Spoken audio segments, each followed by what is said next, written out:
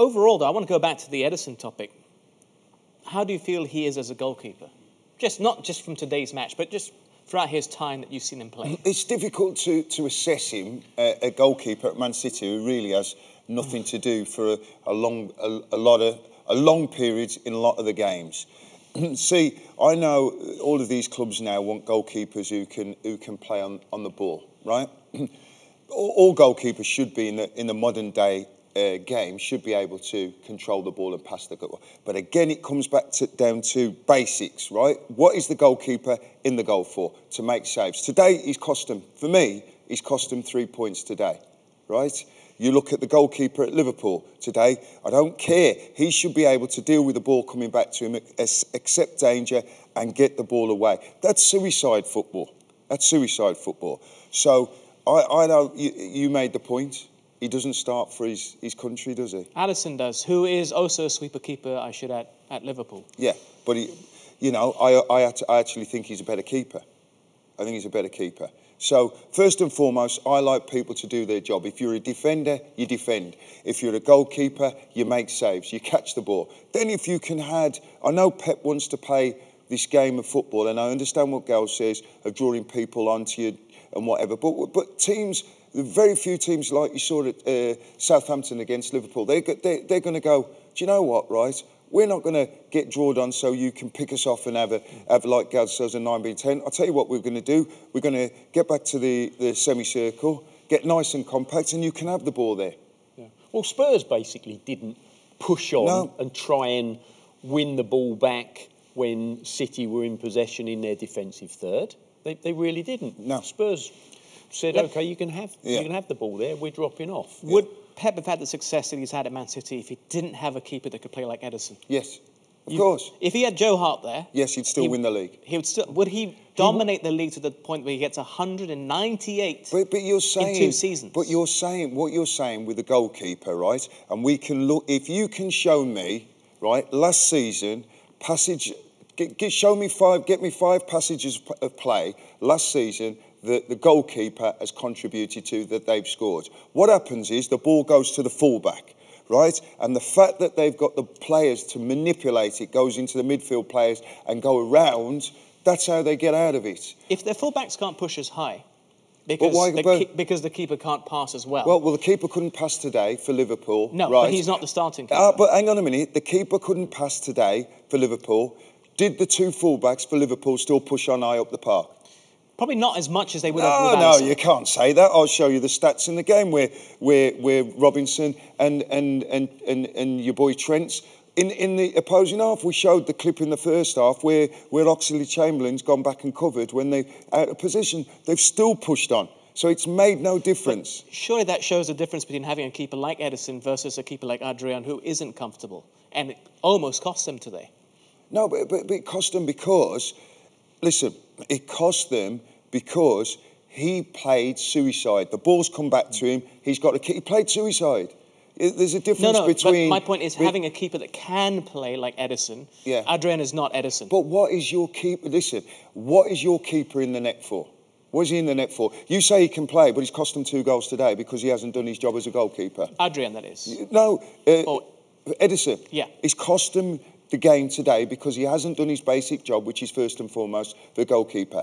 If you haven't got players who are comfortable on the ball, right, at the back, who can manoeuvre it to get round, and I'll tell you, you've got to have good midfield players that the ball can come in, who can play with their back to goal, and people go and squash on top. More and more against these sides, like your Liverpools, like your Man City, teams are going to drop off. So the fact that he can play on the ball means nothing, really. You know, the passage, I know that Gary has a theory that if they drag a team on, they can get a numerical advantage. Totally agree.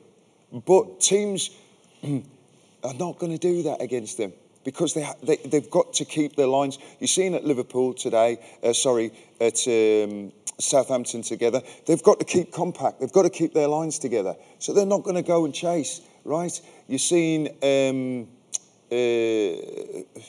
Burnley, first half, they tried to go and close the ball down. Second half, they decided to drop off and let Arsenal have it in that area. Do you think play was breaking down for Liverpool in the first half when they couldn't get the ball further up the field because Adrian's clearances weren't doing the job? I think there's a danger in looking at one game in isolation.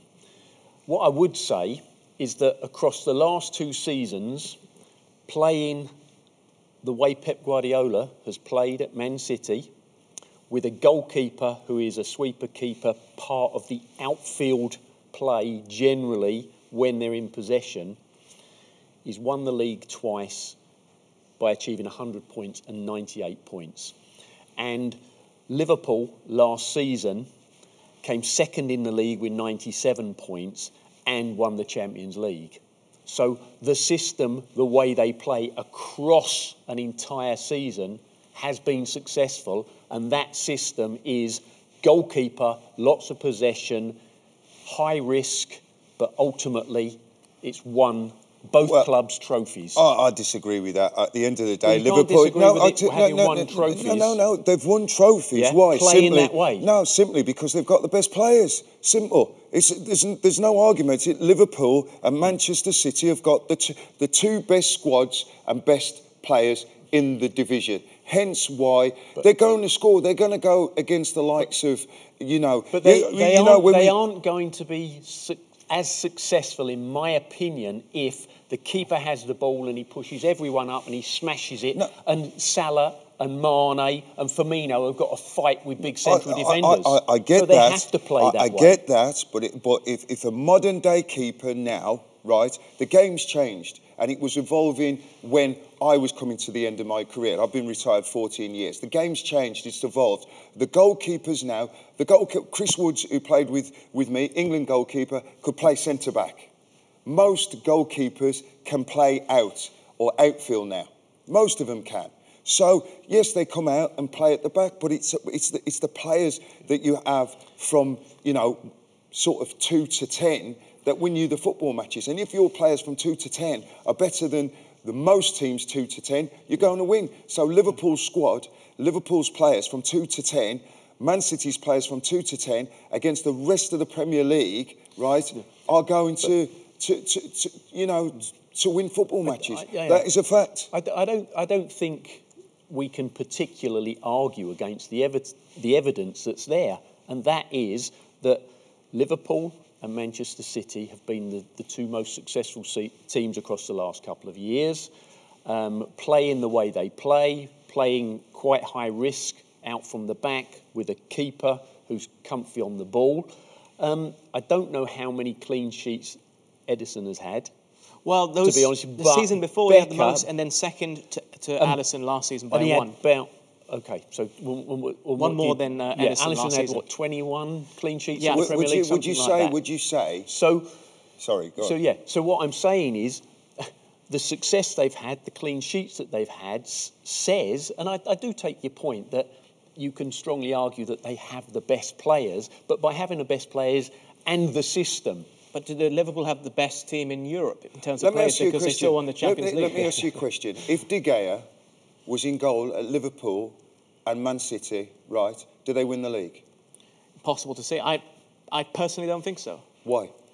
He doesn't fit the system. I think he's a fantastic goalkeeper. He's a better goalkeeper than the 2 of them. They still win the league. Yeah. The simple fact is De Gea at Manchester United, they are not competing because they're not from 2 to 11, they haven't got good enough football players. In fairness, Alisson did have the most clean sheets last season. If he's going to have the most clean sheets, listen, Then what difference does it make with De Gea and Alisson? No, but what I'm saying, listen, he's going to have the most clean sheets at Liverpool or at Man City. 2 of those goalkeepers are going to end up with the most. And they have that. So if with De Gea, you can't say they would win the league. But what I'm saying, I'll tell you now, if De Gea goes to Man City, I promise you they still win the league. If he goes to Liverpool, they still do the same. Do you know why? Because they've got better outfield players than what Manchester United have. Do you think Liverpool and City would score as many goals as they have done?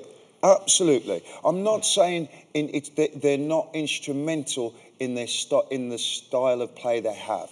But if you say the goalkeeper can play at Manchester City and he plays the ball to Carl Walker at right full-back, right? If Carl Walker cannot deal with the football, right, breaks down, doesn't it? In the style of play that they want to play, right? So it's more to do with the fact that the outfield players, their full-backs and their midfield players can deal with the ball to go across the lines. If you look at the Arsenal game today, right, you would say the goalkeeper for Arsenal is not... Bernd Leno. Leno. Yeah, he's not great on the ball. Would you say that? I would say he's better than average. The Germans tend to be.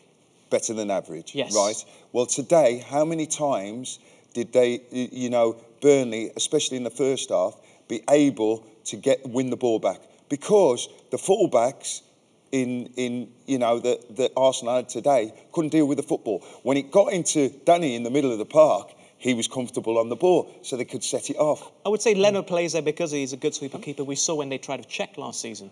Yeah. It didn't work because he couldn't do it. Because he's a fantastic goalkeeper. Yeah, but again, the players that were playing in front of him were poor and can't deal with the football. So if you're going to play the way that Pep wants to play or Liverpool wants to play, you have to have the players in your back four who are comfortable on the football. Simple as. So I go back to the World Cup. Who won the World Cup? France, right. The goalkeeper. Lloris. Who we saw today. Yes, but you didn't see him playing it out like he's doing at Spurs at the moment. France won the World Cup because they had 4 players at the back who defended. They had a goalkeeper who kept goal well, right? So the proof is in the pudding when you're winning the World Cup. But to an extent, although Lloris is known as one of the early proponents of being a sweeper keeper, and the World Cup before that, who was in goal? It was Manuel Neuer, who they say is the sweeper keeper. Yeah, but I've said the game has transpired now that all the goalkeepers now have to work on controlling the ball. That was happening at the time when I was finishing 14 years ago because the game's changed with the back pass rule, the goalkeeper not being able to pick the ball up. The goalkeeper has to be... We had a situation at Leeds United where I was talking to Gal about this today. Nigel Martin lost his place in the Leeds side. He was a better goalkeeper than Paul Robinson, but couldn't kick the ball.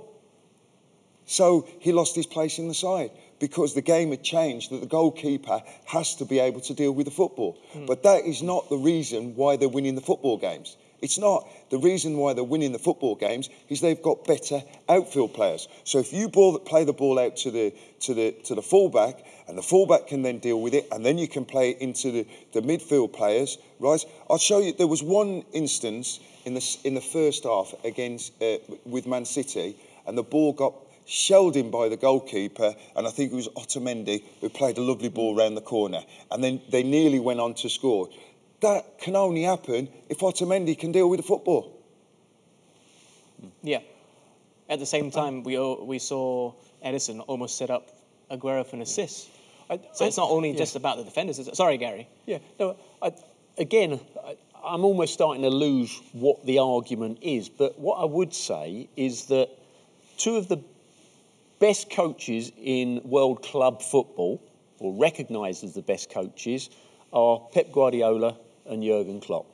They have chosen a way of playing, and it is playing out from the back, and they've had to acquire the personnel. So, Guardiola's finally got the keeper that he basically wants. It took Klopp time to get the keeper that he wanted at Liverpool. And a lot of money. Yeah. And by playing that way, they are winning major trophies, both clubs. So that is a successful formula.